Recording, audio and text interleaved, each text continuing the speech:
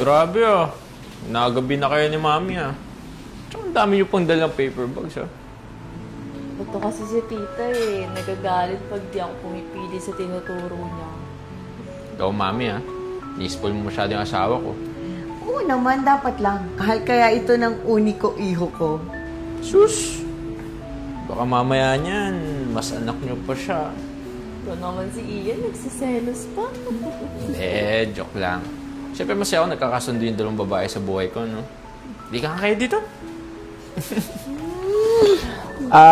Wait lang. Paano naman ako? Ano pasalubong niyo sa akin? Sorry na. Umorder ka na lang na ka. Love ka naman namin eh. Love you na. Ay, kapunta tayo sa kwarto. Sukatin natin ka. Bye! Grabe naman kayo sa akin.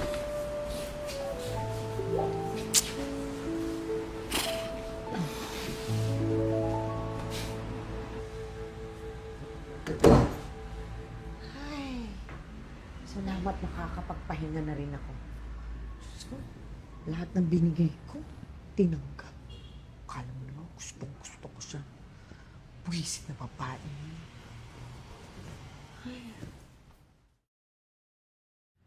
Mahal, nakabook na pala ako ng condo malapit dun sa reception ng kasal. Ano ba? Mabuti naman, hindi na tayo mahirapan mag-travel. Mabuti nga ka mo. At meron pang bakante kasi madalas fully book dun sa condo na yun eh. Mahal, wait lang ha. Matawag lang yung boss ko. Sige lang.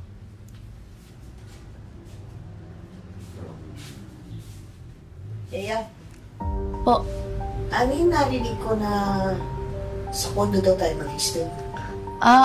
opo tita, dun po sa condo na malapit po dun sa reception. Malapit lang naman yung reception sa bahay mo. Opo. Bakit doon pa tayo mag-stay sa condo? Tita, hindi po kasi tayo kasya sa bahay. Ha? Ano hindi kasya eh? Ako lang naman siya kasi Ian ang dadagdag. Masikip na po kasi, tsaka nandun din po kasi yung kuya ko, tsaka po yung asawa niya. Masikip? Para naman kinahihiya mo itong pamilyang to at saka ang anak ko ah. Tita, hindi naman po sa ganun. Alam mo, Eya, ikaw tinanggap kita dito sa bahay ko eh. Pero bakit kami? Hindi mo kami madala doon sa bahay niyo. Saka isa pa, ano yung sinasabi mo? Kuya mo? Ha? Nandun ang asawa ng kuya mo? Pero tong anak ko, hindi mo madala-dala doon at papakilala doon sa bahay niyo, ha? Tita, hindi naman po ganun yung ibig ko pong sabihin. Alam mo ikaw din ang kapal ng mukha mo. Lahat ng luho mo, lahat ng gamit mo. Ako ang bumili, di ba? Dahil sa anak ko. Bakit? Ano ba ang napatunayan mo na, ha? Mami? Ha? Oh, tsaka ka pala, Mami. Tapos sila po ba mag-ipake? Oo. At saka pumunta lang ako dito para tulungan ko sana si Eya kung tapos na mag-impake. Kaya lang sabi niya tapos na lang. Paano? Punta na ako sa kwarto, ha? Papahinga na ako. Magpahinga na rin kayong dalawa. Maaga pang flight natin bukas, ha? Sige po, Mami. Good night, Mami. Good night. Good night.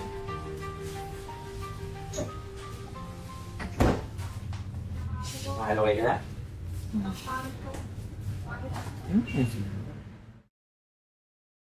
Bakit ka nga dito? Ha?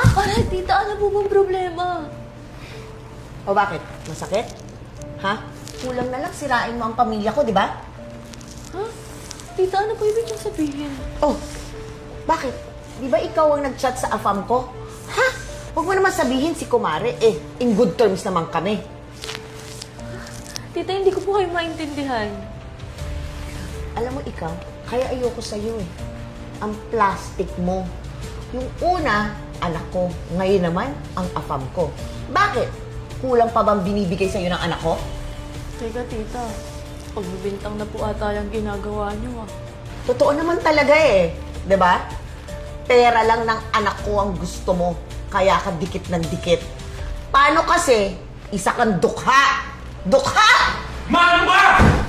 Tama na nga yan! Ay, kanina ka pa ba dyan, anak? O sige, nandito ka na rin naman eh. Isasabihin ko na sa'yo lahat, ikukwento ko na. Para malaman mo. Paano kasi ang asawa mo eh? Siniraan ako sa afam ko. Paano kasi? Halatang-halata naman na interesado siya doon. Lalo na pag nag-chat kami. Tita, alam niyo pong hindi po totoo yan. Huwag po kayong gumawa ng kwento. Ah, ngayon ako pa gumagawa ng kwento. Ikaw nga eh. Una, anak ko. Pangalawa, yung afam ko. O, di ba? Kaya ka nga dikit ng dikit sa anak ko eh. Paano kasi gusto mong mamuhay ng maganda at masaya? Paano kasi dukha ka? Ma, tama na nga yan! Bakit anak? Ano? Ngayon, siya pa ang kakampihan mo?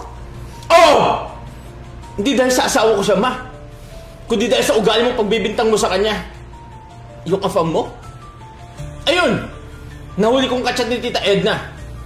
Kaya wag na wag mong pagbibintangan yung asawa ko sa mga bagay na di niya kayang gawin. Alam mo, ma, tama nga sila eh. Hindi pwede maniraan sa isang bubong yung asawa at saka magulang. Kaya wag kang mag-alala, ma. Aayos na kami dito. Anak! Tara, mahal. Anak! Huwag mo ko iwan dito mag-isa! Sorry na! Anak!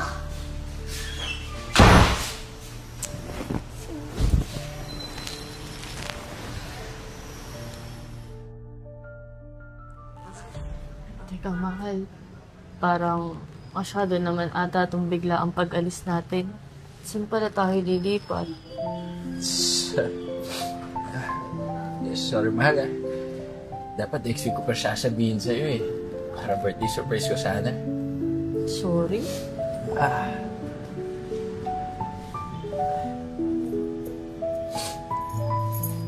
May bahay na tayo. Totoo ba yan? Hindi yan joke? Hindi joke to. Kasi tapos na tayo kasal. May bahay na tayo. Next project naman natin, bubuo na tayo ng pamilya. Mahal. Paano naman yung mommy mo? Huwag mo isipin si Mami. Marirealize siya din yung mga kasalanan ginawa niya sa'yo. Mamas boy ka talaga, no? Thank you, mahal ah. Thank you kasi hindi ka nagtalib na galit sa mami ko. Alam mo ba, di naman matitiis yun eh. Wala yun, mahal. Siyempre, mami mo pa din yun. I love you, mahal. I love you too, mahal. Dito. Salamat ang marami ha. Salamat.